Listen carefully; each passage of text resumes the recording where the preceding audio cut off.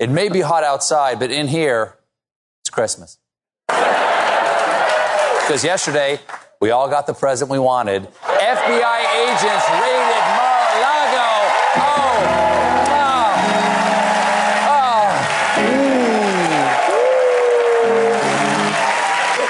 That's the most beautiful sentence America has ever produced. It's right up there with "we put cheese inside the crust." Here's what we know. Early Monday morning, the FBI executed a search warrant on the former president's offices and personal quarters. I feel bad for those agents. Sir, I finished searching the cabinet full of empty chicken buckets. Where should I go next? Please don't say the bathroom. Please don't say the bathroom. Please don't say the bathroom. So we know the raid happened. We still don't know why the raid happened because we don't yet know what was in the warrant. Think about that. We're talking about the former president of the United States of America. The FBI raids his home, and all I can think is, I wonder which of his crimes they're investigating. Because he's done so many. It's hard.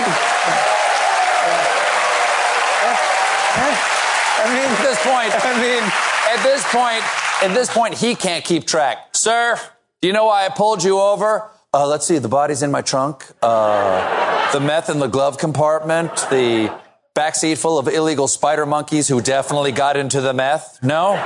Oh, it's the busted taillight? Fair enough. I was kidding about the other stuff. Apparently, the FBI raid is all part of an ongoing investigation launched by the National Archives and Records Administration. That's right. He's going to get taken down by the librarians. Okay? Oh, they're coming for you, baby. Stand up. From a defabricated garden shed in Rockland County, New York, USA, this is Stand Up with Pete Dominic. On today's episode, how to take care of your pet without all the hassle of companionship. And now, the podcast host who has all the companionship he needs from his big furry beard, Pete Dominic. Yes, indeed. Thank you very much, Pico, as always. And Stephen Colbert right there at the top. Shout out to Therese, who says, I love when you put the audio at the beginning of the show. I'll do it whenever I can. And I love it when folks tell me what they like and don't like about the show as well. Thank you very much for pressing play, for hitting subscribe, and for writing a rating or review. If you're not already a paid subscriber, I would love for you to sign up now. Go to standupwithpete.com and be a member of our community. Speaking of which, Gareth Sever was on the program yesterday. Great to hear the feedback on that conversation. Really nice email from Troy Feltus, who's always very kind and generous to me, even though I've given him a hard time too much at our hangouts. He writes, Pete, loved Gareth Sever on the show today. What a fantastic human being. Sincerely mean that. This morning when I saw that he was on the show, I instantly looked forward to it. Troy, thank you. And Gareth, thank you again. If you haven't heard my conversation with Gareth Sever, who is a longtime listener, subscriber, and very talented artist, I highly recommend you go and listen to yesterday's episode. Speaking of him, he is one half of Buckets and Boards, and they were going to be doing a live stream this Thursday, but the other half of Buckets and Boards, Matt, he is got COVID. So the live stream of Buckets and Boards will not take place this week, and Gareth asked me to pass that information along. I know some of you had already bought tickets for it, but they are going to certainly reschedule it, and I'm sure they will honor your ticket as well either way. So that is the update on that. Get better, Matt. And I am very happy for you to hear both conversations, both of my guests I have joining me today. He is a veteran of the Afghan war as well as a former CIA paramilitary officer, and he is one of the most respected and celebrated authors on the subject of war, especially war in our generation. Elliot Ackerman, back on the program to talk about his new book, The Fifth Act, America's End in Afghanistan, and it has been a year since the withdrawal of Afghanistan, and Elliot Ackerman's book is excellent. He's excellent. You're going to love that, and you're always loving my conversations with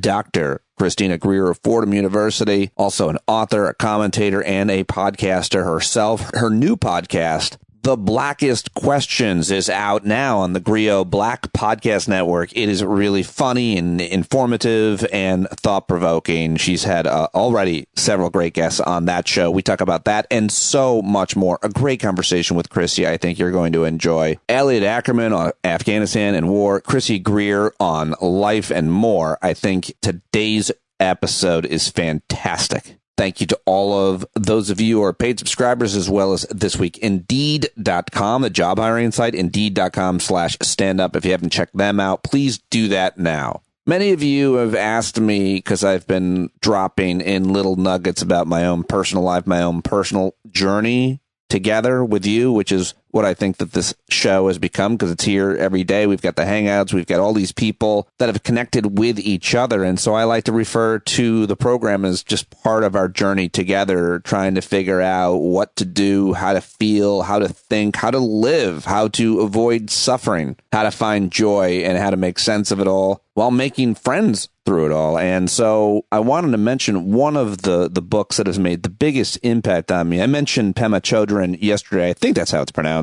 And I've been reading all kinds of different stuff, from Stoic philosophy repackaged by Ryan Halliday with Stillness is the Key and Ego is the Enemy, to Sharon Salzberg. I've been listening to Dan Harris's podcast a lot. Many of these suggestions coming from Val, who's been on a journey herself for a really long time. But Pema Chodron's Taking the Leap, Freeing Ourselves from Old Habits and Fears, has been the book that's probably spoken to me the most. Oh, I don't even really want to say that, because so much of the reading I've been doing has impacted me. I don't want to rank it, but I do love Pema Chodron. This is such a great book. She has written so many books, but I thought, as a little departure from the news and the kind of hectic day-to-day issues that we're dealing with, I might just read something from this book. Is that too much of a risk to start the show with a reading from Pema Chodron, who, by the way, is like an 86-year-old Buddhist monk who lives in Nova Scotia? She is no obscure person either. I mean, she's been on with everybody from Oprah to, well, you name it. But in this book, she writes at the beginning of the book, she shares a story that you might have heard this before, but it's always worth hearing again. And then just the explanation of what the book is. It's made such an impact on me that I kind of feel regret that I hadn't discovered it earlier, and thanks to Val for giving it to me now. But I want to give it to you now as well. And in it, she writes, there was a story that was widely circulated a few days after the attacks of September 11, 2001 that illustrates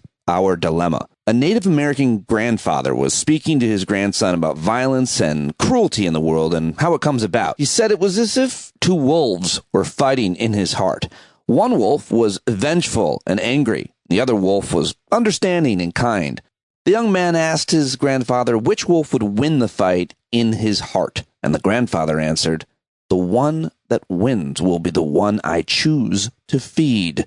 So this is our challenge, Pema Chodron writes. The challenge for our spiritual practice and the challenge for the world. How can we train right now, not later, in feeding the right wolf? How can we call on our innate intelligence to see what helps and what hurts, what escalates aggression, and what uncovers our good-heartedness? With the global economy in chaos and the environment of the planet at risk, with war raging and suffering escalating, it is time for each of us in our own lives to take the leap and do whatever we can to help turn things around.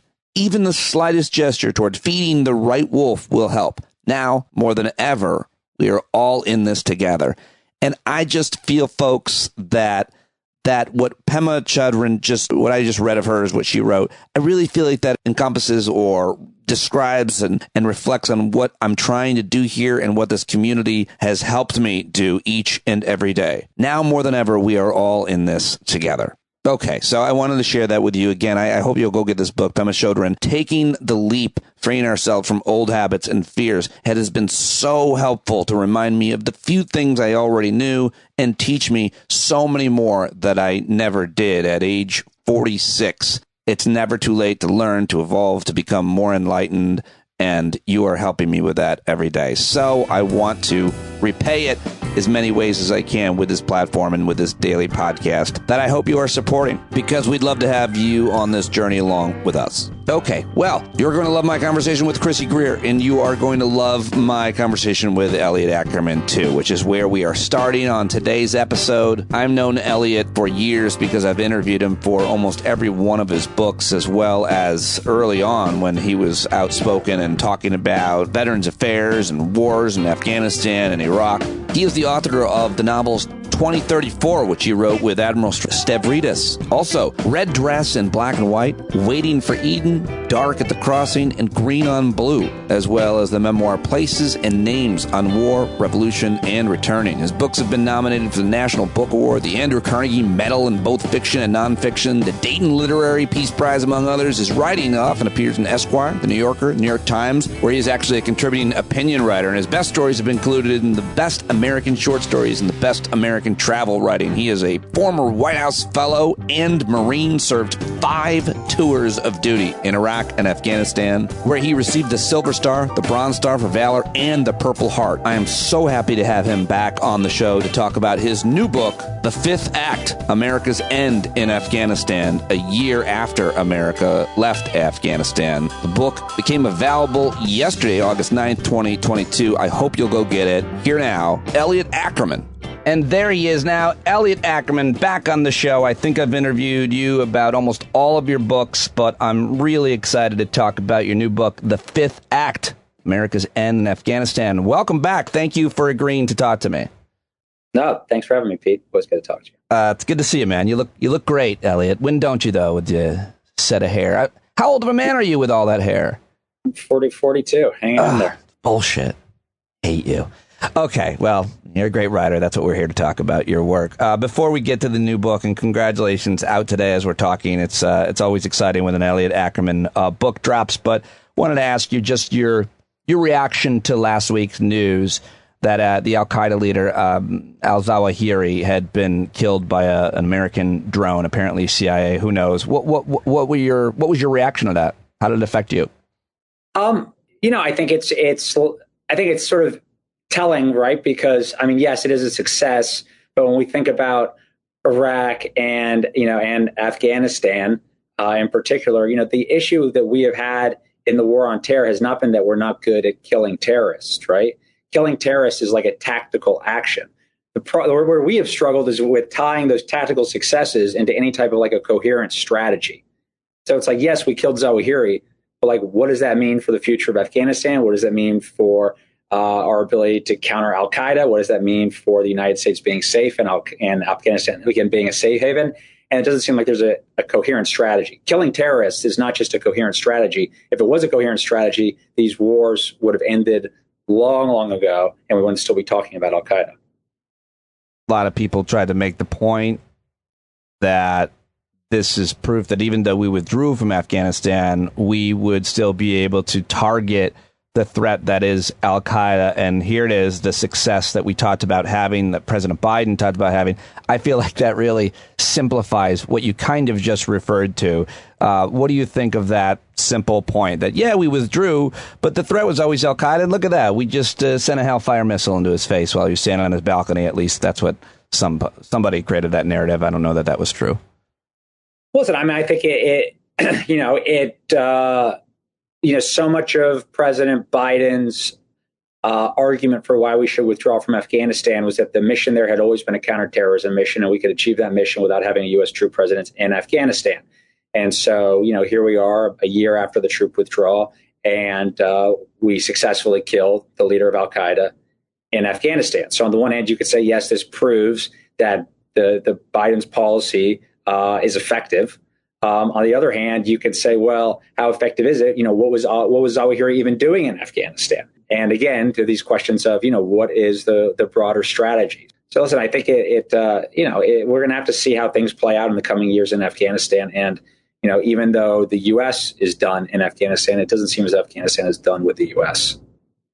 I hear that he was there for a film fest. Any word if was the case? I don't know. You have inside sources, but I can't divulge the film festival. Weird. Or what was playing there. Yeah, it's weird that he was there for sure, or that he felt safe being there for sure.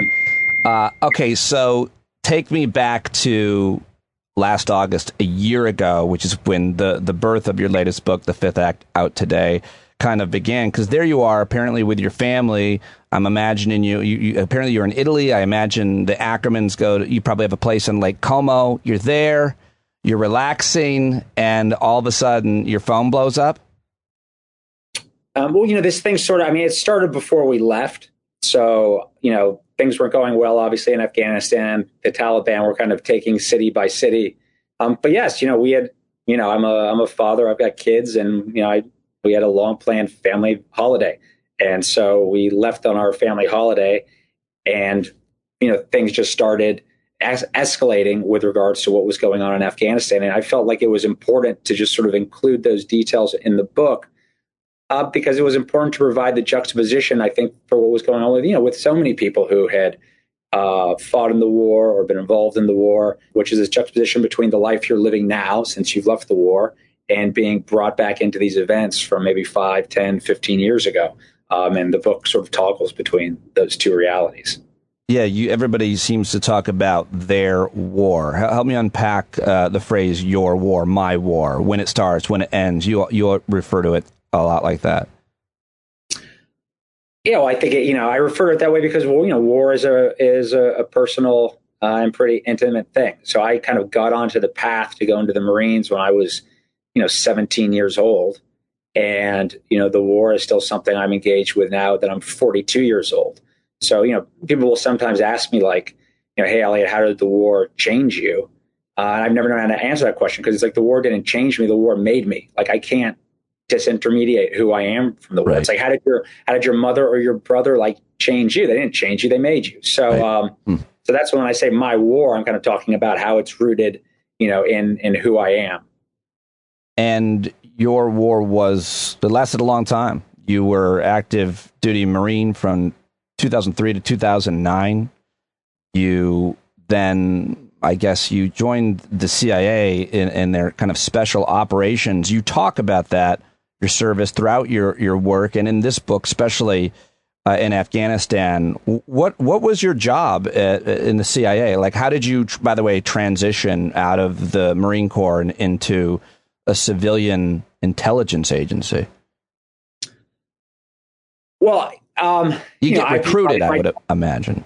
Yeah, well, I mean, my time in the agency is kind of an extension. I view it as my time in the Marine Corps working in special operations, and so they recruit heavily from the Marines. And a very good friend of mine who was sort of like a Marine Corps big brother had gone to work there, and he's the one who brought me over and said, this is a good place to continue doing the type of work that we had done previously in Iraq and Afghanistan. So I sort of had that last chapter in my military career over at the agency. What was that job? What can you tell me? It was basically, I was what's called a paramilitary officer. So we train and fight alongside Afghan or indigenous counterterrorism units, and also do like intelligence collection. So debriefing assets and running assets. So a lot of intelligence collection and a lot of counterterrorism work with indigenous troops. You've written and talked a lot about your relationships with the men that you served with that were Afghans in this case, and you just talked about the job, paramilitary. What was your interaction? You write about it in the book. It's fascinating, with the Afghan special forces, with the guys that you went out with, because these are the guys that you later, I think, tried to get out. At least some of them, you and so many others.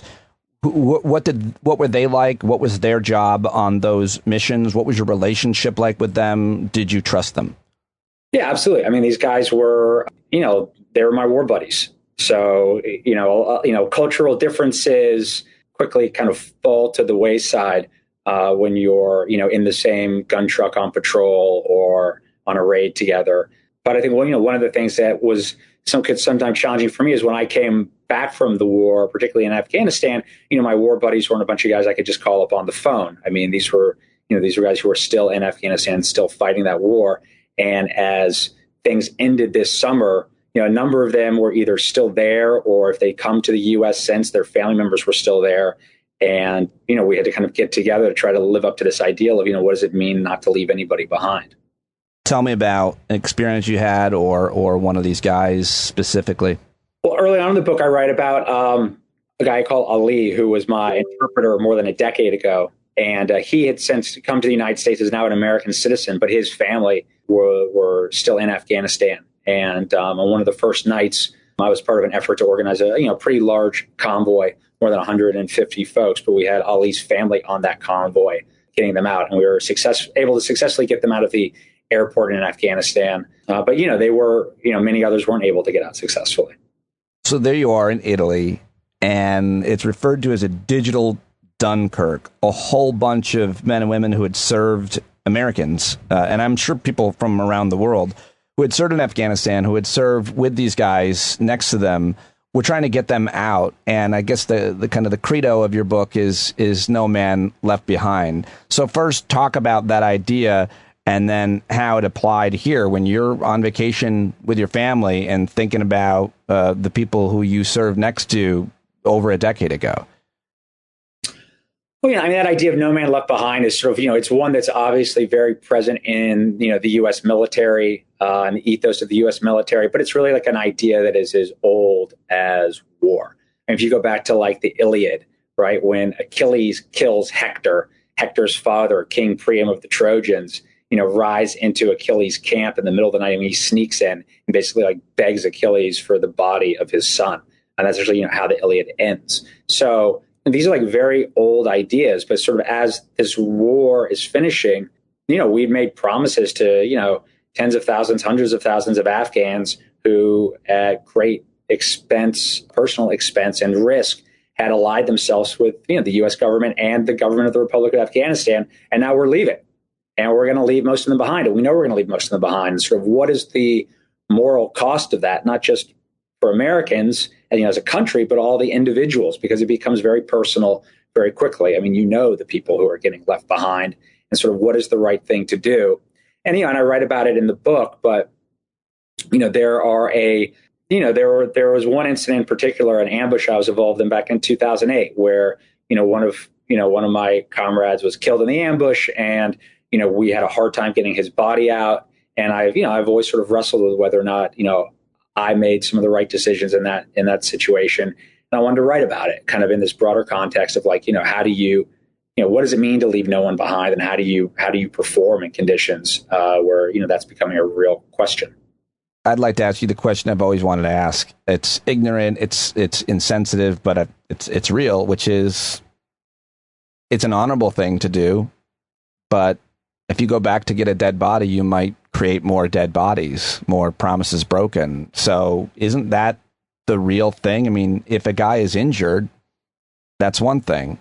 You want to get the body. I understand all of the concept around it, obviously, for the family, for yourself. It's a promise. It's honorable, but it seems like you might have more dead bodies that you would have to retrieve. Is that a thing that in the heat of the action, Marines who are dedicated to leaving no man behind think, well, we might have to then leave a lot more men behind? Isn't that a fair assumption?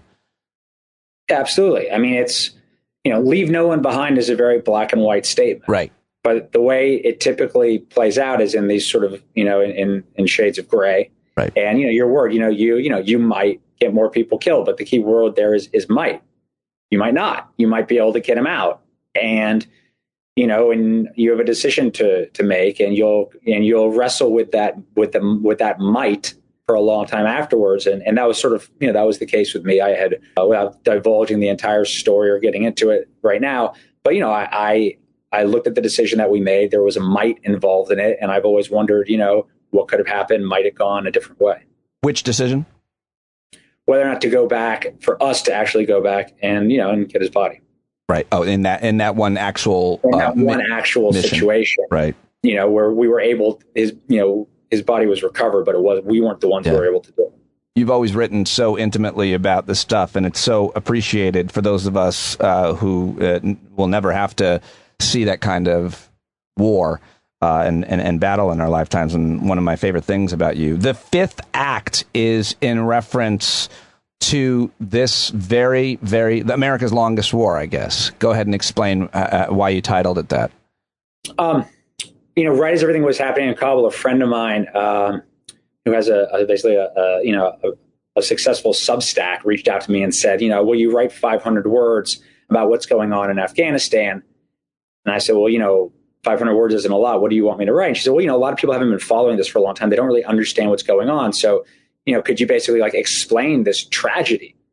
And, it was very difficult to summarize 20 years of war in 500 words. But it was when she said tragedy, it just sort of reminded me that, in dramatic structures like, Shakespeare and Horace, tragedies are told in 5 acts. Right. And if you look at the American war in Afghanistan, I try to tell it in the 5 acts that are Bush, Obama, Trump, Biden, and the 5th act is the Taliban and what happens next. It's so important to look at it that way. And this is kind of your first draft of history, Elliot Ackerman's on Afghanistan. But it's also hard not to conflate Afghanistan with 9/11, with Iraq. I think it was Obama who once called it the good war as a kind of a transparent way to win over, I think, people who thought, mainly veterans, families, and military. I don't know, because what is the good war, and why I'm such a critic of Afghanistan and always have been, based on Steve Cole and Ahmed Rashid and right. Afghans and others as well, more controversial people like Christine Fair, who maybe you hate, maybe you respect, I don't know, but I and then just talking to veterans about that war and what was won and what was lost, that I feel like last year at this time, when we, quote, withdrew, abandoned, depends on what word you want to use, we all had to reevaluate what was won or what was lost. You take that on a lot. What does it mean to win a war?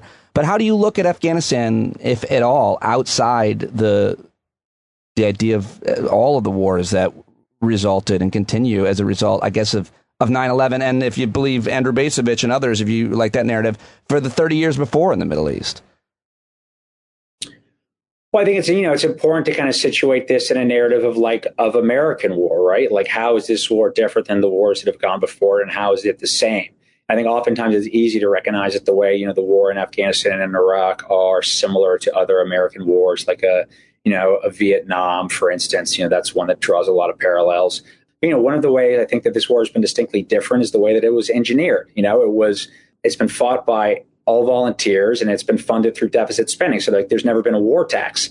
And those two things, to me, are the reasons the war went on for 20 years. Oh, it's such, yes. Yeah, right. So when we go to fight our next war and we're told, here's how we're going to sustain it, if it's the same thing, an all volunteer military with no war tax, potentially stand by for a very, very long war, because the American people aren't going to feel it. And there's going to be no political pressure on our leaders to end the war. And that's also the reason why you see this war goes between, Democratic and Republican presidents. I mean, two Democrats, 2 Republicans. And we should be very cautious of our political class who serve us up wars like that. So well said. And the cost of war is always the question. You think about some of the most petty issues in America that divide Americans, and some that are more serious, and yet still the way that people get animated and react and divided over these issues is almost nothing and you just ignore, in the meantime, the war in Afghanistan for years and years and years. And the other thing I wanted to ask you, and thinking about this, is, there were how many men, I'll look it up right now, how many, killed in action Americans in Afghanistan and casualties, and we can talk about all of the different other costs of war, of course, but it was in the thousands, maybe 4,000 or 5,000.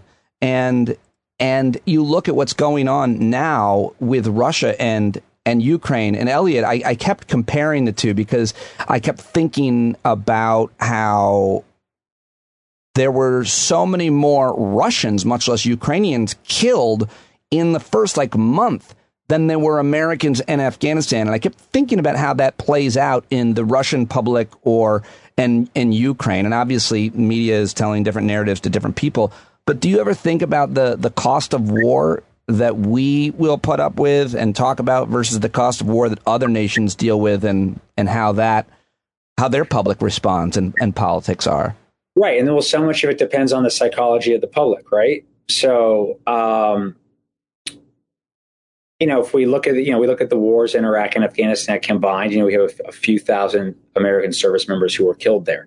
If you look at the Soviet war in Afghanistan, they sustained about 15,000 of their soldiers killed over a 9-year war in Afghanistan, so bloodier than ours.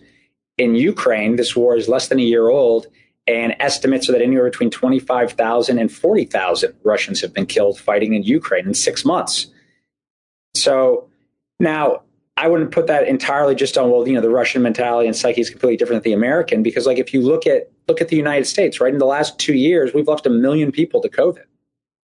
And the psychological impact of that million lost has in many ways been, comparable to maybe a 9/11. I have a good friend of mine who works for New York City, and he was making the point to me that he was frustrated, saying, if you look, all of our COVID procedures that we put in place at great expense when the pandemic hit, we're very quickly just getting rid of all of them. But when you look at the security procedures that were implemented after 9/11, 20 years later, they're all still there. So sort of why is that? Why is it like that an American death at the hands of a terrorist is maybe worth 10,000 American deaths or 100,000 American deaths when it comes to a virus? I'm not trying to say this, I'm just trying to acknowledge there's a different psychology around deaths. Death in a war, death in a school shooting, death by a COVID. And I hope this doesn't sound callous, but I'm just saying a death is not a death is not a death. And you can see that internal to the United States. But you can also see it how it manifests across different cultures vis-a-vis, Ukraine and Afghanistan and our effort. Yeah. We talk a lot about the sanctity of life when it comes to the conversation around abortion, which has always been ridiculous. But that phrase is still a good phrase. And as you say, a death is a death is a death. It's, and we can talk about national security and what the real threats are to Americans. By the way, get Elliot's new book, Super Callous, where he just doesn't care, apparently. I mean, it's so true, though. It's so true, Elliot, what you're saying. Well, as what you're saying in this book. I know I got to let you go, but I love your writing, all of your books. They're all so different from the others. I love that you draw on your own experiences and that you introduce us to actual people that you know and knew. How many people did you get out? Did you help get out of Afghanistan? And does that fill a hole somehow? Isn't that must be the most rewarding thing in the world to have helped one, if not, more families get out? Yes, but yes, it is rewarding and you're happy when you see something work out. But what is impossible to ignore in these situations is, how many people are also not getting out. And that's very obvious. So, yes, you can feel, good about that, and the smaller victories, but they're happening in the context of a much broader defeat. And that much broader defeat makes it difficult to feel too great about the entire endeavor. Well, I appreciate that perspective as well as everything else. Always very sobering. The new book is out today. The Fifth Act, America's End in Afghanistan. Elliot, amazing to talk to you. I guess one more question on, you wrote your last book with Admiral Stavridis, 2034. Fascinating book, a work of fiction, but touching on a lot of, real themes happening in the world. What did you think of Nancy Pelosi visiting Taiwan? What do you think of the threat that a lot of people are looking at with a war, a conflict in Asia as well as Europe? I think the rise of a alignment of authoritarian nations, China, Iran, Russia, that are all asserting themselves right now is going to be one of the profound challenges of, the next decade, 2 decades of the coming age. And we should all be paying attention to that. And one of the central, flashpoints there is, yes, Ukraine, but it's also, it's Taiwan. And I hope we can navigate our disagreements with the Chinese without it turning to war, because that is a war that everybody will lose. Well said. Thank you very much, Elliot, for talking to me. Always a pleasure to have you on this show, and keep up the great work. And congrats, man. Awesome book, of course. Thanks, Pete. Thanks for having me. All right, there you go. Elliot Ackerman, everybody. The book is The Fifth Act, America's End in Afghanistan. I hope you liked that conversation. I hope you will let Elliot know that you liked that conversation. He is on Twitter at Elliot Ackerman, so please go let him know that you heard him here on the show. That always makes a huge difference to me, and it lets guests know that you're listening and you'd love to have him come back on the program for his next book or any other time in between, because I love talking to that guy. Really interesting. Such a beautiful writer and a great guy I've gotten to know pretty well over the years. And somebody else I've gotten to know really well over the years, who I always love talking to, is coming up next. It's Dr. Chrissy Greer. But first, I do have to tell you that if you are looking to hire new talent at your company, at your firm, you should definitely go to Indeed.com/standup, because Indeed is the hiring platform you can attract, interview, and hire all in one place. So if your business is your dream, you're going to want the people who share it and have the skills to help it grow. Find them faster with Indeed. Join more than 3 million businesses worldwide that use Indeed to hire great talent fast. Start hiring now with a $75 sponsored job credit to upgrade your job post at Indeed.com/standup. Offer is only good for a limited time. Claim your $75 credit now at Indeed.com/standup. Indeed.com/standup. If you need to hire, you need Indeed. Ladies and gentlemen, I am so happy to have Chrissy Greer back on the program. It has been far too long since we had a conversation. She has had a very busy summer of traveling and working and living her life, which she seems to live so much better than many of the rest of us. At least that's what it looks like from my vantage point. I so admire her work, her career, and her friendship has meant a world to me. We met each other back years ago when we were both on panel at MSNBC and never should have been sitting next to her. I should only be sitting in her class, but I was always pretty good at taking the ball from her and running a little bit further with it on programs that we were on together. But she is an associate professor of political science at Fordham University, got her bachelor's from Tufts, got her PhD from Columbia, Ivy League, baby. She's also an author. She's got a new book coming out. I'm very excited to get. She's also the host of a whole bunch of things, but most right now we're talking today at least a little bit about her new podcast over at the Greer Podcast Network. It's called The Blackest Questions, and it is really great. I've learned a lot, laughed a lot. I always do both those things when I'm talking to Christina Greer. Ladies and gentlemen, let's get it started. My conversation right now, my friend Chrissy Greer. Let's go. And ladies and gentlemen, there she is, Dr. Christina Greer, or as her friends call her, Chrissy. Hello. Hi. Hello.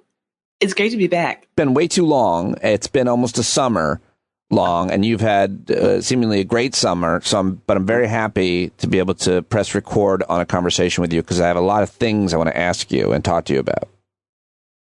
I'm here. I'm ready. First of all, you have a new podcast that you're hosting over at the Greer, The Blackest Questions, it's called. And yes. I just wanted to also mention, I've got my new podcast, The Whitest Questions, which is coming out. There's 400 questions. How great is mayonnaise? Is that like something? Is that something? Do I have to season chicken? The answer is yes. We focus more on culture. Oh, I guess those are cultural things, aren't they? Yes, I would argue. Also, we define what culture is over on The Whitest Questions. Is The Whitest Questions just basically most media? I might argue, yeah, and a lot of podcasts. Yeah. Like, what do you call like a white man with a microphone? A podcaster, right? I mean, like, it just seems like there's a lot of space for white male thought. Super hurtful. That's why when people obviously not this podcast that I love. That's why when people ask me what I do, I elaborate. Yes. Well, I mean, listen, I have the utmost respect for not just you, but comedians and their role in society. And I, as someone who studied classics in college and I minored in classics, there always has been a space for doctor, lawyer, teacher, comedian, Well, it's like those sort of the four pillars of a society. You all have always been included. And so I have a lot of respect for what you do and the role of comedians in this moment, and not just making the funny, but contextualizing society. I'm having less and less respect for comedians the more I get to know them. Well, yeah, that is some of, I think also it's like certain comedians and money don't mix. Well, I would argue that I was talking with somebody about this yesterday. Certain artists, and did you say money? Yes. Yeah, certain artists and money. Artists are very weird about making money and learning how to promote things and the business of it. It often does not go hand in hand. Well, also, I'm thinking about this one particular comedian where I'm like, you have a whole set on how long your driveway is. Am I supposed to laugh at that? Like, I don't understand. It's like my driveway is so long. I got lost. And I'm like, you do realize we're in like a recession/depression, right? Like, Yeah. you do realize many people couldn't afford to come to this show tonight because of, just dire straits. But sure, go ahead with your jokes about your wine cellar and your long driveway. I was going to say, before you said wine cellar, I was going to say, well, be fair. The end of her driveway is a small trailer.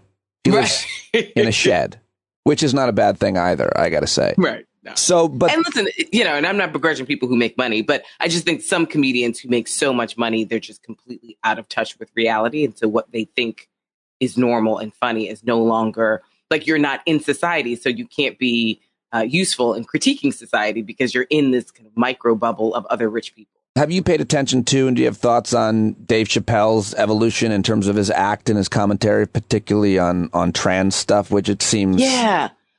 It's really disappointing for me, largely just because it seems as though he has like a personal vendetta against trans folks. And sort of like, why, I don't know why he's chosen this to be his sort of cultural stand. It's like, I have to be the one to sort of like put a mirror to society. So, I mean, I followed the housing issue in his community, which was a little more complex than I think the media portrayed it, where he was at a town meeting, in his small community that was essentially going against what was called affordable housing. And that's always, I tend not to dip my toe in those conversations because that seems to be more of a micro level community issue where it's like, I don't know the full story of that one. And sometimes there are land use issues and they want to put housing there without, full conversations with community, but also, thinking about the long-term effects of adding in X number of housing units without thinking about roads and, transportation, all these other things. But with the LGBTQ plus conversations, it just seems like he feels like a, old man, get off my lawn. I don't like these new people coming in. And he's always been such a smart critic / providing really interesting takes on conversations that we're all having. This one just seems off the mark and like spiteful and hurtful in a particular way where it's like, it doesn't have to be, but because people called him out on it, it seems as though he's doubling down. Now, granted, I've only seen his comedy like once. I like to sort of rewatch just to, he's a very nuanced and very smart man, but clearly I'm missing some of the nuance if it's there. Yeah. No, I don't think you are. I think it's what you said. I've listened to all of it. I've read a lot about it. I'm pretty interested in it because he's always been my hero as a comedian. Mm-hmm. He's always been my favorite. People, often ask comedians who their favorites are. And I talk about his first special, which I, thought was one of the greatest. I quote his jokes. Mm-hmm. I can't do that with most comedians. So it's really kind of disappointing. But you see this with artists. I'll say men, women too, I suppose. I can't think of any off the top of my head, but as they get older, they get kind of more serious. They get more famous and they have a larger platform and they want to say more and do more than just the comedy, which is not, Dave Chappelle's never, as you just said, doing just the comedy, but it does seem like an aging thing and a fame thing or a soapbox. I have a bigger platform and I want to make a bigger impact with my thoughts about things. Right. And by comparison, you look at someone like Jon Stewart. Now, granted, I haven't seen much of his stand up, but very anti-trans.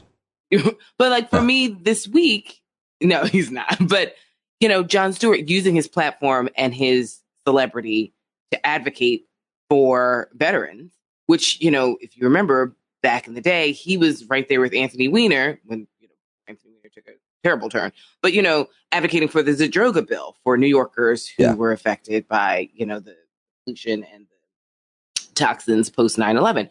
So it's like, Dave, you could choose a lot of issues in this particular moment. There's so many issues where you could be a leader, a champion, an educator, and you're choosing this one, knowing what we know, especially about Black trans women and violence and the disproportionate numbers of deaths that occur, like knowing what we know about trans kids and suicide and the disproportionate numbers of children who sadly take their lives because they don't have a community or their family rejects them, or like the trafficking, the sex abuse that goes along with people having to leave their house or getting kicked out of their homes because they're trans. Like all this is well documented and sort of talked about.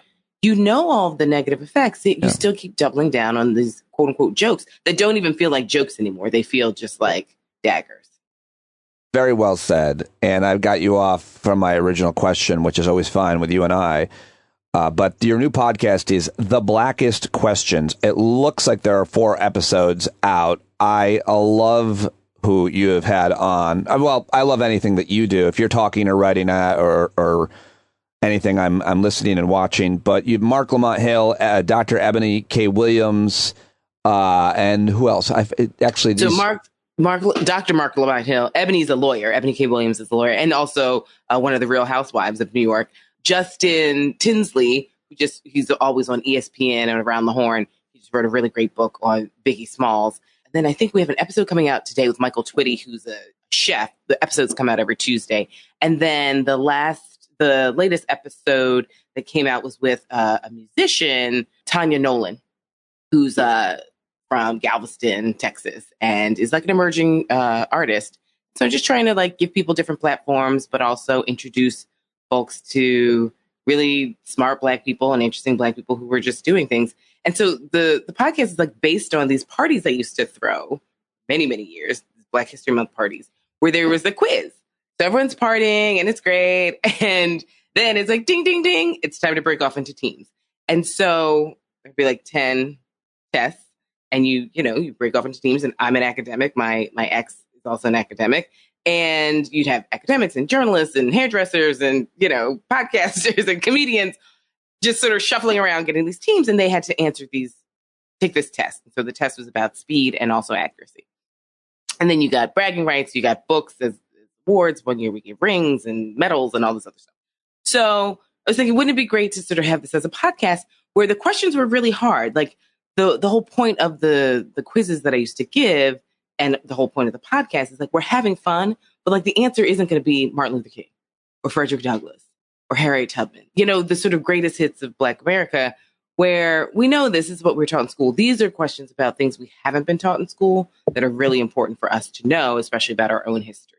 And it ranges from the diaspora, it ranges questions about sports, about region. So it's just a lot of fun. And, the goal isn't to get 5 out of 5, but the listeners playing along with the guest. And then at the end, we just have sort of fun, fast, lightning round questions that are just, for people to have fun.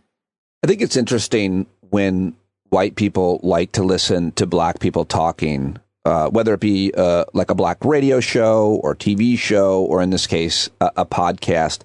What do you think about that? Because I am always, to me, it's like a flag. I'm like, oh, this is probably a thoughtful person because they enjoy listening to people of a different background or culture talking to each other. And that means they're probably going to want to do that with other cultures and with other things. But what do you think when you think of the person who listens to a program or watches a program that features two people that aren't like them?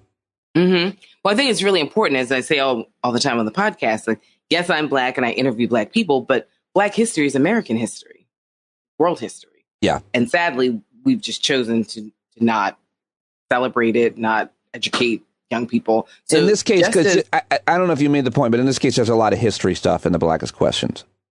Yeah, I mean, like, it's not, some of it is, current, but I mean, if you want to know who invented ranch dressing, like, and that's a Black person, right? If you want to know about marine biologists or the first Black woman who ever received a PhD in zoology, or, the first Black person to ever write a cookbook in the late 1800s, like, these are things that we should all know.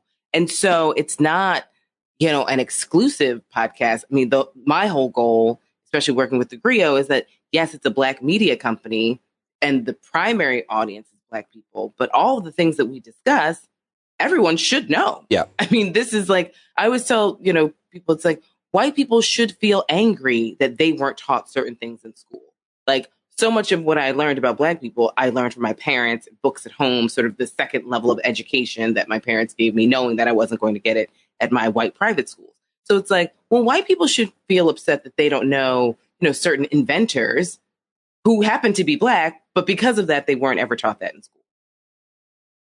It's interesting when you talk about white people should know Black history about a thing, but it's usually national Black history. And I'm thinking how I know nothing about the history through the Black folks' eyes in Syracuse, New York, where I grew up, and how it'd be really great to hear some versions, many narratives, I'm sure, of that history. So you might learn about the history of your nation, but there's still so much to learn about the history of your own community, which probably arguably impacts you more. I don't know. I just had that thought. Like, I know nothing about Black history or women's history where I live.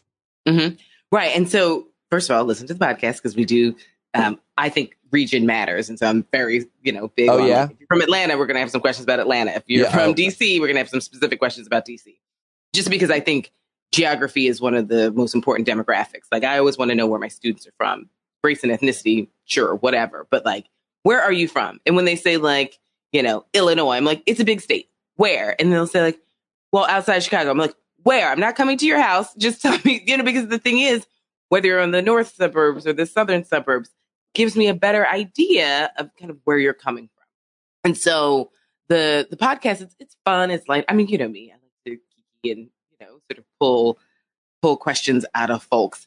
But I do think that it's so important to know, like, most people don't know who the first Black mayor in their town was, if they ever had one. And for some people, it's in the 1960s and 70s. And for others, like, it just happened, a few years ago. And so there's so much, as you said, like women's history, Black history, Black women's history that, we don't really talk about. And it's like, and we know why. I mean, in a nation that's based on white supremacy and anti-Black racism, capitalism, and patriarchy, like, Black people and Black women especially have sort of been relegated to the dustbin of history. And this is if it's our country and we love it and we support it and we want to see it thrive, we should know some of the people who laid the foundation. And so the podcast is just a fun way to get to know these types of individuals and where they're from. You teach this at the college level, all kinds of different history and coursework. And I think that now that school's starting back up, public schools across the country, including the high school my daughters are going to, I've kind of like fallen right back into the fight that we're having. And while we won that fight and got these 2 board seats, the fight continues around the country. And even in my town, I just read something right before we went on. Actually, it was your Twitter feed about how in Florida, civics teachers are having to go through like a 3-day workshop where they're learning to retell the stories of people like Thomas Jefferson and George Washington and leave out the parts and say they were anti-slavery, even though they themselves had slaves. Like, it is happening, Chris. Right. Well, I mean, and so two things specifically. Just as a side note, I don't use the word slaves. I use enslaved person because the word slave is just a noun, right? And it's like table, chair, hat, pencil. Enslaved person makes it a relationship between 2 people. One person was free and another person is doing the enslaving. And so, like, I'm very particular about that kind of language, because if we just say slave, it's like, oh, well, they're just, like, that's their job. It's like, no. They're a human being that's like being held. So do it again. I love this, and I love reworking language, and I don't see it as political correctness. I was just told or learned to stop using the word minority. It was interesting debate and conversation about that. But when you... I never call myself a minority because I'm a global majority. Yeah, that's what I'm... a woman and I'm a person of color. So, that's like, what I'm hearing, but I was... me. For sure, but I was thinking from the standpoint of like making policy and how the majority, might be tyrannical over the minority. I mean, think of it this way, Pete. In political science, we have a term called majority-minority districts. Yes. Like, how stupid is that? So it's like, oh, it's a majority-minority district. It's like, no. If people of color are the majority, they're the majority. Stop saying... So in my classes, I'm like, listen, I don't use the word minority. I walk them through why it is I don't use it. Yeah. And like, no one uses it. That's really, well... Because it's like, I'm not saying you can't say it. I'm just sort of saying, think about how ridiculous it is. Most of the people in the classroom, I'm like, we are the global majority. Why are we saying minority? Can you then go back and talk about what they're doing in Florida? The thing I mentioned about Jefferson and Washington, but use the different language of enslaved people or supporting, I don't know how else you would use it. Jefferson and Washington were rapists and enslavers. Enslavers and enslaved. Yeah. Got it. They're like ravenous, raping, enslaver, genocidal maniacs. Now, Jefferson was he raped a 15-year-old girl, I guess. He raped and consistently raped his wife's sister, Sally Hemings, who was also 15. Took her to France and all these other places. And, we like to sanitize this story like they were dating. You can't date someone who's enslaving you. You can't date someone if you have no freedom papers. So no. George Washington also promised to, free all of the people that he enslaved. Never did. Neither did Martha, his wife. Martha, who Martha's Vineyard is named after. Keep in mind, Ona Judge, one of his little enslaved girls that he loved to rape, ran away. And George Washington, who ripped the teeth out of his enslaved Africans and wore them in his mouth, but in school, we're like, oh, he had wooden teeth. No, he had the teeth of his enslaved Africans in his mouth. But he spent his entire life, there's a really beautiful book about Ona Judge, hunting her down, could never find her. Literally his last breath, he can't stop. He couldn't believe that this little girl ran away from him because he thought, oh, she loves me because I rape her every day. And when she could finally run away, and she did, he could not fathom that this little negress sort of bested him. And he literally spent his dying days hunting her down. Never heard any of that. Never even heard the name Ona Judge. Oh, yeah. I mean, again, this is why Black parents are exhausted, because it's like when your kids come home from school, you have to actually teach them about the things and unteach the nonsense. So this is why Ron DeSantis is so dangerous to me, because he's literally Donald Trump, but just not as, he's turning that corner, but, Donald Trump just has no savvy, no class. He's just a crass, there's a lack of strategy. Criminal. Trump has less of a strategy. He's very impulsive. He's not a politician, but, DeSantis, DeSantis has an Ivy League education. He's not stupid. And so he knows how to package and politicize his ideas. So the fact that teachers have to sit through this 3-hour indoctrination training, mandatory, by the way, if you want to keep your job, is quite dangerous, because there will then be, it's bad enough that my generation, we're of the same generation, bad enough that you didn't know about Ona Judge. You didn't know about, George Washington ripping the teeth out of his enslaved Africans. We don't know half of our story. It's like, oh, Thomas Jefferson, Sally Hemings, we're dating. But it's going to be, the future generation is going to be even worse, because they're going to say oh, well, slaves were just immigrants. Just it's like, no. There's voluntary and there's involuntary immigration. This is involuntary. We have sharks on the east coast of the United States that should be on the west coast of Africa, but they followed so many slave ships. This is why we have plankton and algae in America. And it's like, how's it here? It's like, oh, they followed the ships because it was that much of a food source for so many years. We literally changed the ecosystem of the world. So much to talk about in terms of what young people are learning, who is involved with creating education policy, textbooks, what the teachers can and can't do, what they are afraid to do, what they themselves don't know. Is a lot to talk around that, and we can another time. I do want to ask you real quick, I was just going through your Twitter timeline, always looking for things to think about, and obviously your podcast, but any thoughts on the passing of both Bill Russell and Nichelle Nichols? So Bill Russell, who I just think is bee's knees. My dad went to school in Boston. I went to school in Boston. My sister went to school in Boston. So there's this connection. My dad is a huge basketball fan. So much so that he much prefers high school and college basketball to the NBA. So he's seen almost every single NBA player play in middle school and high school and then college. So when he was in school in Boston, it's like he's watching Patrick Ewing play in high school before he even gets to Georgetown in the NBA. So Bill Russell, though, I really do respect these athletes, and going back to kind of comedian conversation, who have money and have fame, and they use it in a way that's productive for others. And so Bill Russell, he went through a lot, and what we've asked of him, or what we asked of him, was a lot. Don't forget, I bought my friend, during COVID, I went through a phase where I was buying first edition books. I was trapped in the house and everyone had their thing. And so I just started buying first editions of miscellaneous books. So I bought Bill Russell's book that's like out of print. And a friend of mine got a big time job at the NBA. And so I gifted it to him. And these are sort of certain stories that Bill Russell doesn't really talk about. But like, he was treated so terribly by Boston. And I went to school in Boston, so well aware. I'm also a Black person in New York, well aware of how cities operate with race. And, folks knew that he was on the road. I think he was playing Philly. And they knew he wasn't home. And they like broke into his house. These are fans, Celtics fans, and shat in his bed. Oh! And so he comes home, and these are his fans, right?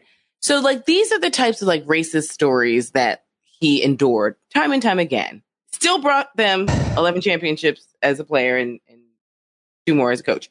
So to think about this man, and then you see all these clips of him with like Kobe and like Kevin Garnett and, like Paul Pierce or whomever, and just dropping these little gems of wisdom on them and like seeing them just sort of like, wow, this dude is like, he's one of the reasons why I got into this game. It definitely made me sad to see such an icon passing. But then again, I'm like, he's a Black man who lived to be 89 in this country. Slow clap, kudos. Like, that's amazing.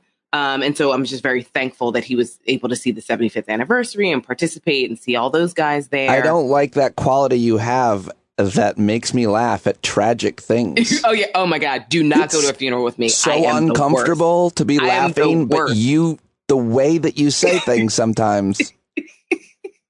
I'm the worst at a funeral, and do not sit me next to my sister. We've like joked about this. It's like at our parents' funeral, we are going to be, devastated, but we will not be able to sit together. I am highly inappropriate at funerals because, my grief turns into, I respect and love comedians. So I like to sort of laugh. I like to make people laugh. I'm like I lean towards the light like a plant. I've said that before, but like at funerals, my grief is so severe that emotion turns into the opposite emotion. So like my incredible sadness turns into almost like an elation, which turns into giggles. I have the worst giggle attacks at a funeral that are terrible. And my sister, who is like my ace, like we literally are just, yin and yang, she'll cut me a look that just, it turns the giggles into scream laughter. And then I have to pretend that I'm not laughing. And everyone's like, wait, she was just hysterically crying and now she's laughing. So yes, I do have should package those moments for a podcast. We'd all want to listen to those. Where did I interrupt you with that? It was Nichelle Norris. Oh, number 2, 88 years old. Martin Luther King famously tells her not to quit the show.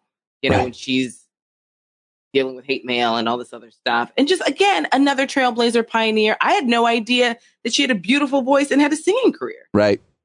So it's like, sadly, we learn about all these amazing qualities of people after they're gone. And I'm trying to do a lot better at really learning about people while they're alive, celebrating people while they're alive.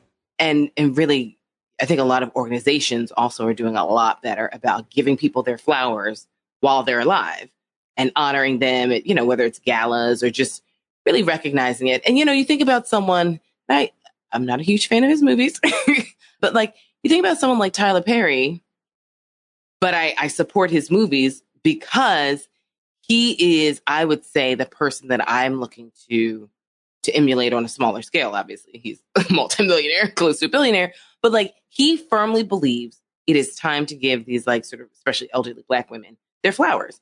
So like Cicely Tyson, she was in a few Tyler Perry movies and like gave her $1 million because he knew that she was underpaid as a Black woman during her heyday in the 60s and 70s. And so it's like, yeah, there's no reason Cicely M.F. Tyson should be living like a regular person, after all of her work for Black people, for the culture, for America.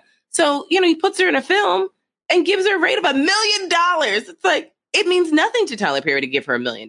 Right. But like, and then also, as she's in other shows, like that means her rate is up. Like, and she's at that point, she was in her late 80s. She died in her 92, I think, when she passed.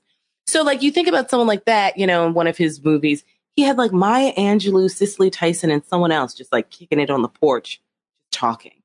I'm like, that's what we saw in the movie. I don't even know what it was like for the actors on the set and the extras to like be on set with Maya Angelou and Cicely Tyson.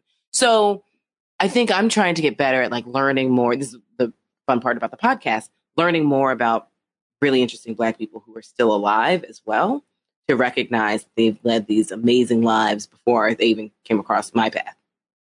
I love all of that, and I didn't know any of that. I wanted to ask you, I talked to our friend Jason Johnson last week. JJ. And I asked him what he thought about this big bill, it's called the Inflation Reduction Act, but, it's huge investment in fighting for cleaner energy future, climate crisis, all that. Environmentalists are legitimately, overwhelmingly, I think, pretty positive about it. And he just shat upon it. And it was so depressing to me because he wasn't wrong, but he basically was like, it's great, but voting rights. And I wonder if you either agree with that, if you see some more nuance, if that's a common kind of reaction. It's such a big deal to me that something is getting done specifically on climate and healthcare, which is going to actually help so many people. And but his reaction really, I felt deflated. What do you think? Well, I think we also have to remember always that like anything that we gain is based on compromise. So we're never going to be, or we will very rarely ever be 100% happy with how things are progressing, because you're not going to get all the things you want. It's like game theory or, probability stuff where you learn in, advanced high school stuff, like you cut the piece of cake and then I choose the piece that I want. Right. I think that in climate change, what does concern me, and, I try not to be a Debbie Downer, is that we are so far down the road in the wrong direction. Yeah. And our focus has been so off. So it's like, okay, so plastic straws are supposed to save the planet. Me not using a plastic straw or plastic bag, to say nothing of all the developed nations that are just polluting the planet and they have no restrictions and they can do whatever they want. But I'm supposed to drink out of a whack paper straw. Like, really? That's literally like putting, a Band-Aid in the ocean to try and like absorb something. Like, come on. Like, it makes no sense. Like, the focus is just so wrong. And then obviously the melting of the polar ice caps, the world's air conditioner, and you just have like no real controls for greed and self-interest of so many of these capitalists across the world, but especially in America. So that's one. I do think, though, that like, because so much, let's just say, for example, with the civil rights movement, a lot of things started off symbolically. A lot of things started off as like these super watered down compromises. And then you just keep chipping away, keep chipping away, keep chipping away. It's almost like Michelangelo's David. And it's like, and then one day, sort of start to see something emerge. So this is why, like, David to me is not, I mean, David's impressive, sure. But like what I'm more fascinated with, and I always have been, is like if you're in Italy or in Florence and you're going to see David, on your way to see David, you see all these sculptures that have emerged half or a quarter or a third out of the marble that Michelangelo just had to abandon because it's like, this isn't it. So it's like we're in this like chisel stage where it's like we're trying and we keep getting these like half emerged solutions. But if we keep chipping away, we might actually get the thing. And we just there has to be a level of patience and persistence. And I think some people have patience and they lose the persistence. And some people have persistence and then they lose the patience. I sure love listening and talking with you. Let me ask you one more thing, which is about, I don't know if you've said this publicly so I can edit it out, but you've traveled internationally recently. Mm-hmm. And I wonder, I've been asking a lot of people this, your perspective, what your perspective was if you had any experiences, conversations with foreigners. I mean, you were the foreigner, I guess, but while you were there, on America. Which is funny because that's what my grandparents' friends used to call us when we went down to their tiny town in Yulee. Well, yeah, you are. We were from New York. Right. We were basically aliens. They should have just said, the aliens are coming. It's not untrue. She was right. So did you witness, have any conversations with anybody about America? What's it like, if anything, to be a black woman in any of these other countries? Does that come up, or just a woman? Did you get any opinions? Did you do any undercover work? Yeah, this particular trip, not as much because I was traveling with my niece, and my extraneous conversations weren't as present. I will say a few observations. One, a lot of people are like, "Whew, how are you guys doing?" Like, sanity has been restored, relatively speaking, but it was very clear that they recognized we're not out of the woods. Like, you got rid of Donald Trump, but we also saw these swastika Confederate flag waving cats roll up on your government. While I went to Italy as a graduation gift for my niece before she goes to college. Aww. So while I was there, the prime minister resigned. And I was like, it's time to go. Like, we're already planning on leaving on a Friday, and he resigned on a Thursday. And I was like, listen, I don't do political drama when I travel of any sort, whether it's a developing nation or developed nation. I'm out. So I was like, whew, perfect timing. And, there were some few strikes, and, Europeans love a strike. Yeah. Yeah. But they also like to have, living wages and all this. Organized labor is, whole right. different. Yeah. It's like, hey, listen, the train's not working today. I'm with you guys. Sucks for me, but I'm with you guys. Then the taxis weren't working. It's like, okay, well, I guess I'm going to walk home from this concert on my birthday because there are no taxis whatsoever. Wow. It's a full moon, and keep your head on a swivel. Let's walk over. So it's literally what I said to my niece. I was like, all right, well, there are no taxis, and we got a boogie. I do think what's interesting is in the past when I've traveled, and this was during the George Bush days, thought was the nadir of democracy. And hey, listen, you can always go deeper into the abyss, as we've seen, and as sadly I hope we won't see, but I do think that we've got deeper depths. But a lot of people are like, well, we know it's not. Black people haven't done anything to anybody around the world. So it's like when they're like, we hate Americans. Well, not you. And I'm like, right. Because by and large, Black folks. Now, this is also pre-Obama. And Obama was, warmonger, just like the rest of the presidents, all of the presidents of the United States. Because we are a bellicose nation and we can't stop with war. We're addicted to it. It's like, it is literally in our blood. It's the foundation of this country. We cannot stop being at war either with ourselves or with others and invading others and doing all the things. So pre-Obama days, though, it's like nobody has beef with Black people internationally. It's like safe and sound. So they might have beef with Africans. They might have beef with other people. But like Black Americans are like, ooh, we heard about you guys. Sorry about that. Really? You sense that? Oh, absolutely. Like I've literally, because this was during the time, in the late 90s, early aughts when I was traveling, college, grad student. This is when Americans would wear Canadian flags on their backpacks, as part of like the backpacking set. And, they'd wear these Canadian flags. I was like, I don't need to wear a Canadian flag. A, I'm American, so I'm not wearing a Canadian flag. B, I have a blue passport. And so here we are. But, like you're at a bar, a restaurant, and people talking trash about America. I'm very much in the Mark Twain vein where it's like, I go to Europe a lot because it helps me think more clearly about America, the same way Mark Twain did. I can almost feel like I can see the country from across the water. And I have really, really sound, interesting, and important thoughts about this country. But like people were just like, well, you didn't do anything. I was like, correct. Yeah. The only thing I've done is like be invested in this country and try and make it better. So here we are. Well, you've done a great job at that.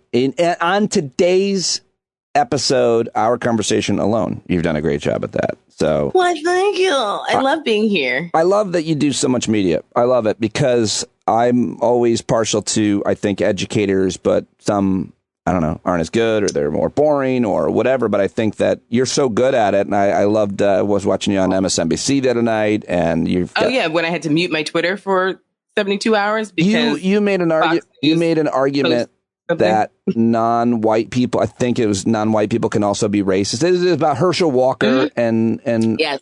Raphael The same Warnock. way women can uphold patriarchy is non-white people can uphold white supremacy. Absolutely. And listen, look at the founders of the Proud Boys and like half of these white nationalist groups. It's like they're recruiting Latinos and Asians left and right.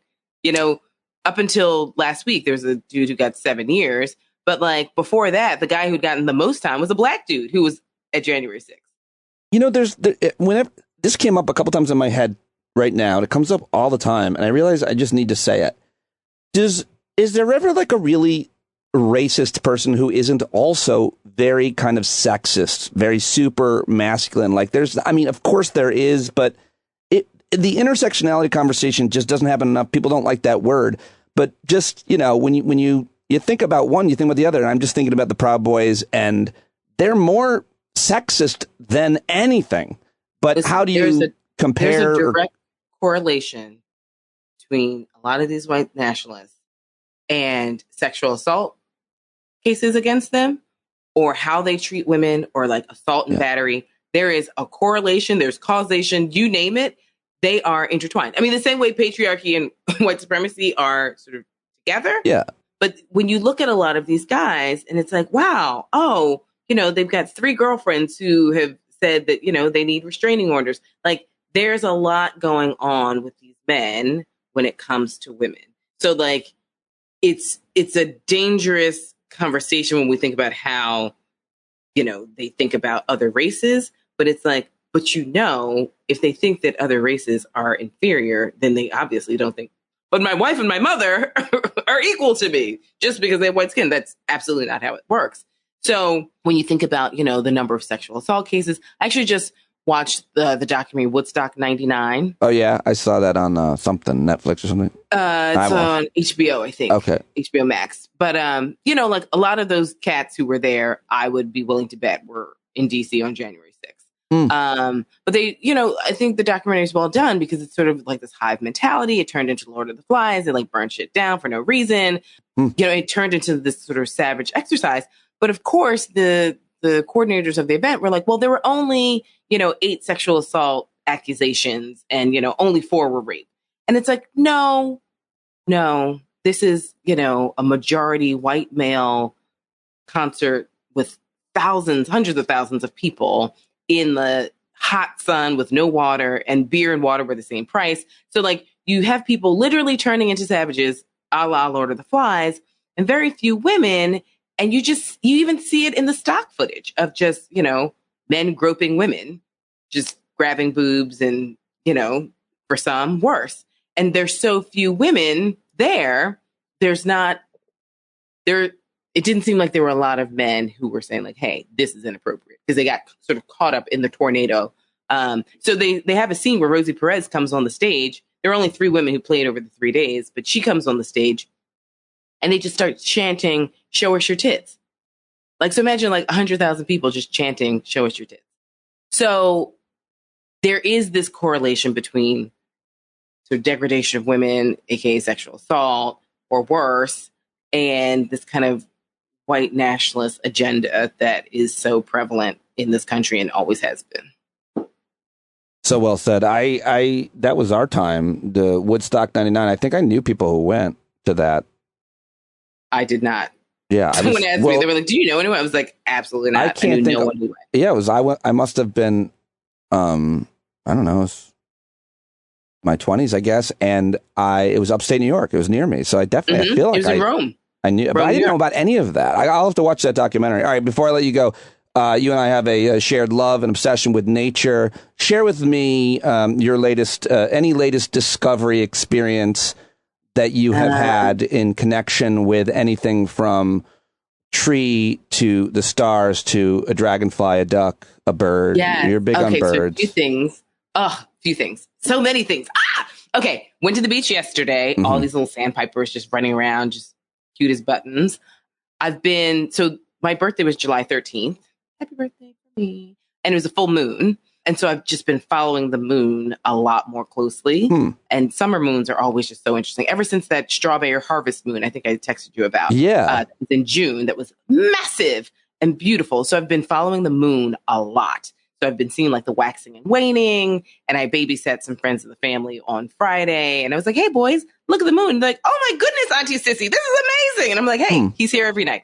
So that's been great. I went out with 2 friends. A friend of mine chartered a boat because there's like a sandbar in Brooklyn where there's a charter company that like it's only certain days of the week, certain times. And it's this beautiful sandbar, private. Like we just hung out there, 4 of us and our boat captain. And then it just disappears at 5:30. So we were there 3 to 5. And as we were pulling away, like it's just disappearing. So while we were there, we saw like a little seal who'd been banished from his group and he just hangs out. He's kind of like, they call him asshole seal. Lots of different birds. But my friend's mother just passed at the age of 90, and there were all these dragonflies, massive dragonflies. I mean, the size of, let's just say, half of your hand.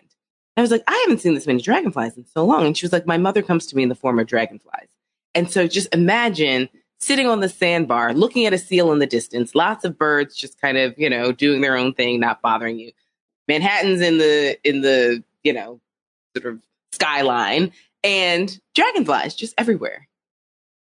So yeah, nature's great. I gotta go hug some trees. I absolutely I'm on deadlines, but I gotta go hug some trees. Love that you shared 3 different experiences, and especially the dragonfly thing, which I've learned a lot about recently. So, well, thank you very much. Birds? Huh? Any good birds? My mom, I was at my parents' house, and my mom has these crazy bird feeders right outside the window.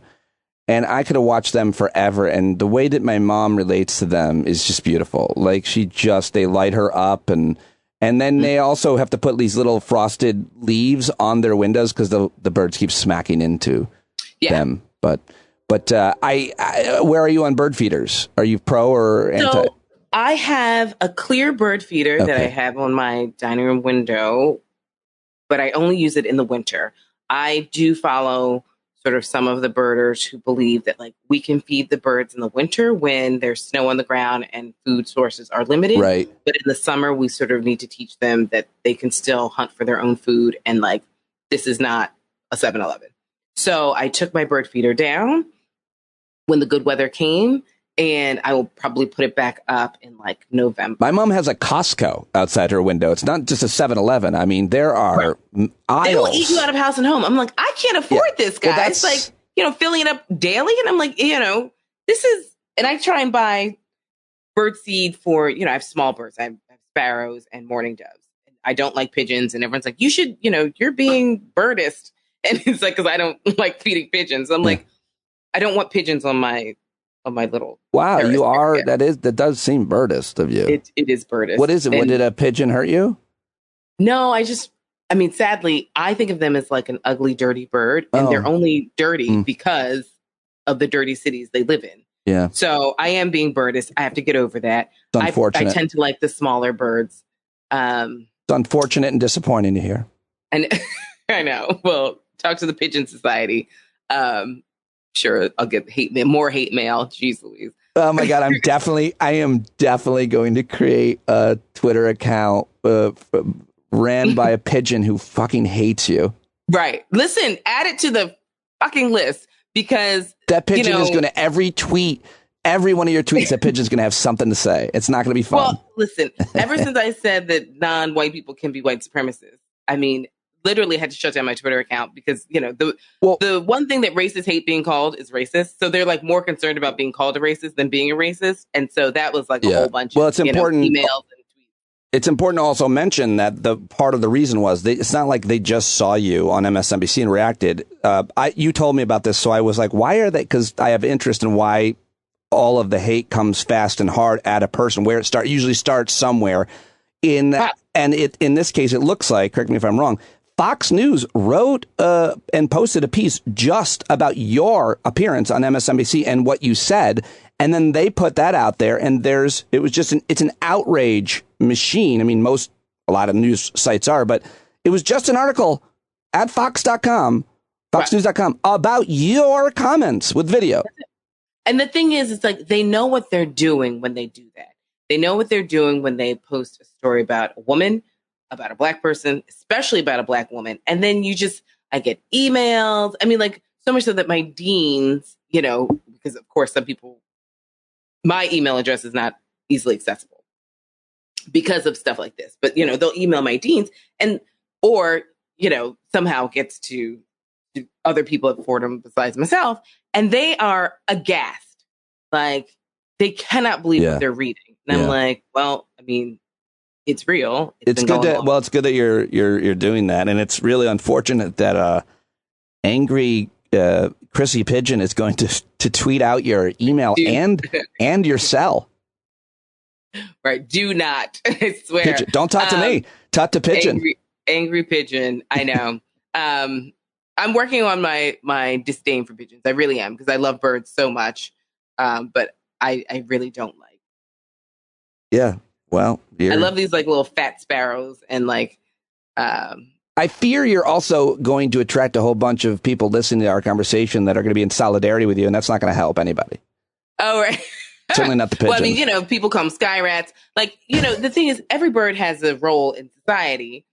Like vultures, I mean, they literally clean up. Thank goodness for vultures, right? They like clean up all the like debris that like we don't want to scoop up a dead raccoon or a dead deer. Like, they take care of that for us. Much appreciated. But as someone who lives and loves cities, and you can see a lot of pigeons all the time, I just, I'll send. Did I ever send you? Beginning of COVID, I made a 10-second short film about pigeons. No. It's but black and white. Yeah, it's right before we went into lockdown. It's really great. I'll send it to you. Yeah, that's great. And if I can I share that? Have you shared it publicly?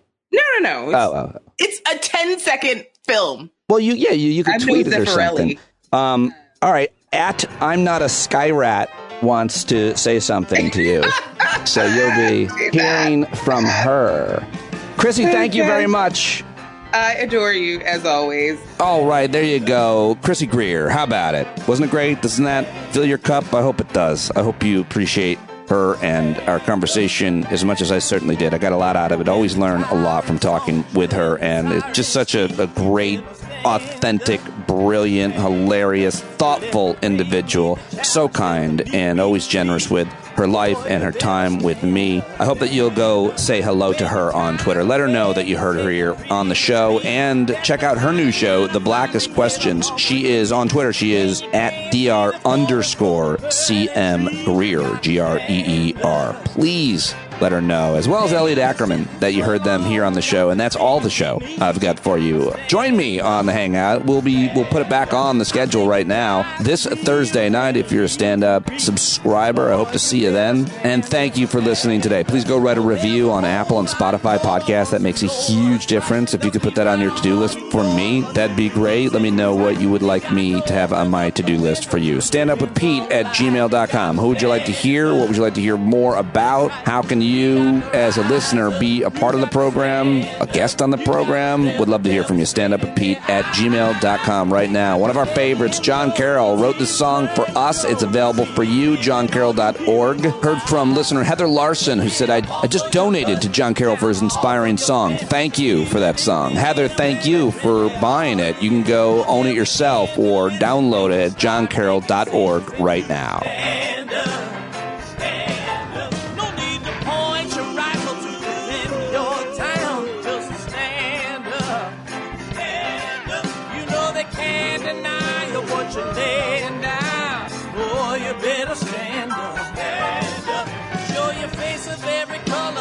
Black, red, and brown. She's the place where every lost child will finally be found. There's only one thing to do before we stand our ground, and that's stand up. Stand up. Well, the founding fathers saw a land for all. They had to stand up. They had to stand up. They had a keen imagination for a crystal ball, drawing all the plans of stand up. But all they had to go on was the time they were in, with other causes for laws, and since they weren't even sin, they knew that change was gonna come before the change could begin. They had to stand up. All right, they had to stand up. We got to stand up. We got to look the devil square in the eye. We gotta let him know it's his time to go, and make it clear when all we hear is a lie. Why you lying awake wondering where the money all went? It'll be the cost of freedom that'll go unspent. You can see him flee the scene of that experiment if you stand up. Alright, we got to speak up, we got to reach up, and raise your voice in every way you know how. Don't be toes up, you got to show up. Ain't no better time to do it but now. No need to pledge allegiance to no wanton tribe. Rise up, show obedience to the voice inside, and listen well and it'll tell you not to run and hide. It says stand up. Stand up. stand up. Ooh, come on, just stand up.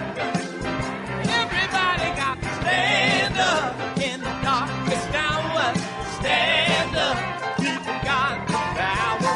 Stand up. Come on, come on, come on.